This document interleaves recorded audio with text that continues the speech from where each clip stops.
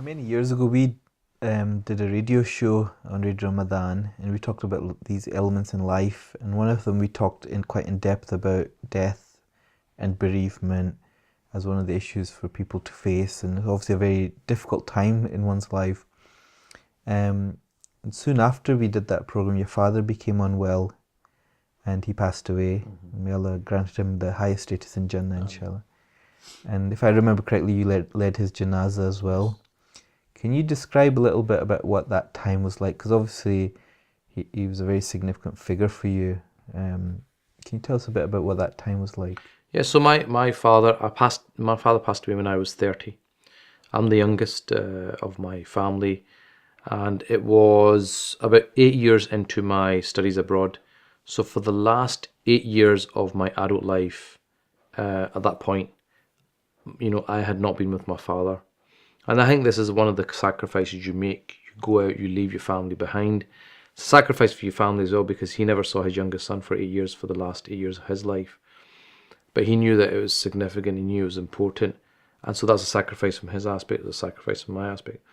But I think with his passing away, your father is the central rock, you could say, in your life. He's that stable figure, that your unshakable figure that you can turn to, is reliable. He's your provider. And my dad was quite a kind of alpha male in that sense. He was quite a strong person. He was like an anchor. And my father had an interesting relationship with him. He was a kind of sociable person, a people's person. And he used to always talk to me when we were in the car, we were driving. He'd talk and he'd ask me certain things. And so when he passed away, since he's passed away, even till today, I still remember things that have stuck with me that he said. And as you get older, with life experience, you're like, my dad was right. At the time you say, oh, your dad, here he goes again. But now with life, as life transpires, you realise actually it was wisdom he was passing on, it was life experience he was passing on. And so, as somebody now who deals with so many people's problems, sometimes I actually think of, my dad actually said that this was going to happen, and this was, so it does make you appreciate him a lot more than maybe when you're very young. And I think at that point where that figure is gone now in your life, you realise, I've got to stand on 2 feet now. I'm on my own in a sense. I've got to be a man in my own right. Alhamdulillah, it gave me great comfort to lead his janazah prayer, because he always said, if I pass away, I want you to lead my janazah prayer. At that time, it was very uncommon for other than the imam to lead the prayer, the janazah prayer. However, being a student of knowledge, I had enough knowledge, I was allowed to lead the prayer. And I then went to the burial place and I made a dua. Now this was, not just, an imam's employed to do that, so he's going to make a dua for whoever it is.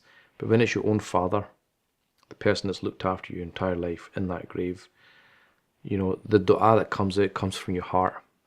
And it was just the overwhelming emotion that came out. I think that the people that were there, about 150 people, they were all crying, because for them it was a son pleading with God for forgiveness for his father.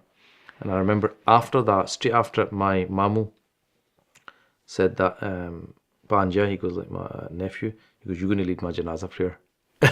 Because I want that kind of dua at my burial. And I think that was significant, because my brother said to me, he goes, you don't realise the impact of today, of that day. I said, what is the impact? He said, because when I went out in the path of knowledge, a lot of people thought I was making the wrong decision. I had a promising lawyer career in front of me, lots of money, lots of status in society, lots of respect. Yet in people's eyes, and I came from a reasonably well-off family, my relatives were all businessmen, motivated by business, profit, and so on.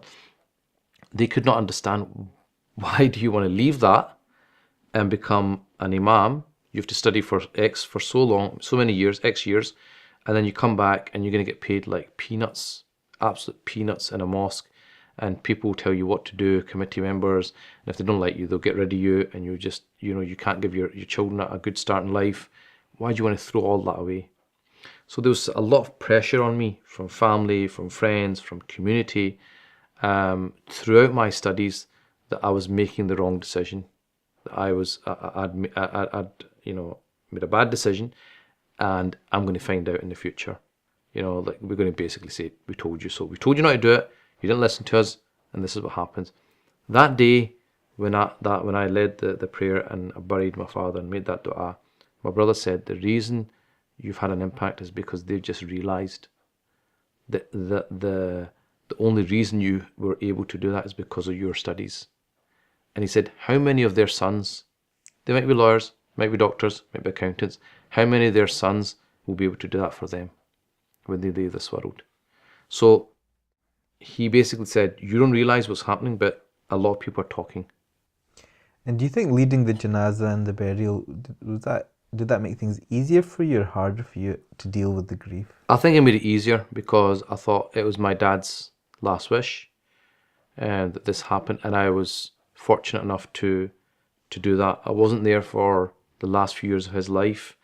I didn't have the opportunity to serve him, but I was able to fulfill his wish, and I knew that he'd be happy that this has happened. And do you think that's very similar for other people that go abroad, particularly to study knowledge? Is there always that worry that what if something happens to our family while we're away? Like, alhamdulillah, you were back at that time, and obviously timing's in Allah's hands, but is there always that anxiety in these students of knowledge that, I'm away from, it's not 6 months, it's years and years? Yeah, there is that feeling, because when I was there, some people their parents did pass away, and they weren't there for that, and they had to wait because they didn't have the money. They had to wait for a certain period before they could go home. So I can just imagine how difficult that would have been for them. My father, I knew, wasn't well. He'd said to me, look, I'm going to need a triple heart bypass. So I knew that anything could happen at any time. I think I was just happy that when it did happen, I was actually there. I had the ability to lead the prayer, because he'd said to me on a number of occasions, I want you to lead my prayer. I want you to lead my prayer. And had he supported you, I guess, this big change from, potentially being a lawyer to, starting to spend more Islam? Because you were one of the early generation of students who went abroad from Scotland or from the UK, so there wasn't a precedence. Yeah, I think what you found at that time was the people who did go and become scholars were already from a scholarly family, who maybe their dad was an imam or the uncle was an imam. So there was that kind of encouragement towards that. Like you get families where the father's a doctor, the mother's a doctor, then obviously they get pushed into medicine, or the businessmen, so they push them into business. So it's almost like the family trade. I wasn't from that. I was from a predominantly business background, not hugely practicing. So for them, it was quite an extreme thing. I was the first one to have a beard in my family.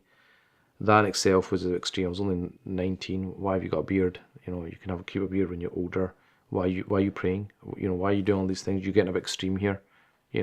So in the initial period, my father thought that I'd just been influenced by quote unquote extremists, or the religious lot who are, just telling people forget the world and just go off and live as a monk. So I think he was thinking my young son, he's just impressionable. He's listened to these people, he's got carried away, and he's following them. So he spoke to a lot of people to speak to me, so knock some sense into me. And a lot of people tried to convince me not to do this. I think what really saddened me was people who I thought would support me didn't. So people who were Islamically active in the community, doing a lot of Islamic projects, they themselves were trying to put me off. They're saying, you should become a lawyer, you shouldn't do it, because you shouldn't become an imam. And I found that very disheartening. And I think I realised that they were quite short-sighted and they couldn't see the value of this. So the initial period was, I think, very difficult. And because it was my choice, it's very difficult for me to say, okay, I want to do this and you need to fund me. So it was my decision, and I felt, well, it's my decision, I need to fund myself now. I need to show that I've made the right decision. So I used to work in the summers, which was, I think, useful because it gives you experience of what it's like to work in the world.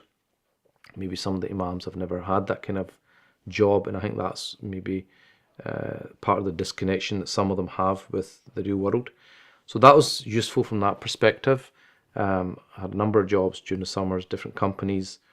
And this is all pre 9/11, remember. A couple of years into my studies, 9/11 happened. I was in Syria at the time. That was a game changer for the Muslim community. What non-Muslim community was asking questions. We had to provide spokespeople who could speak up. Who was going to speak up for us? It was only younger people who were articulate in the English language who could actually speak any sense when it came to the media and so on. I think after that period, when my dad saw that I'm determined, he saw that I'm not going to listen, I'm going to keep going. And also, I think post 9/11, he realised, actually, my son is the type of person who will now be able to explain Islam to this community.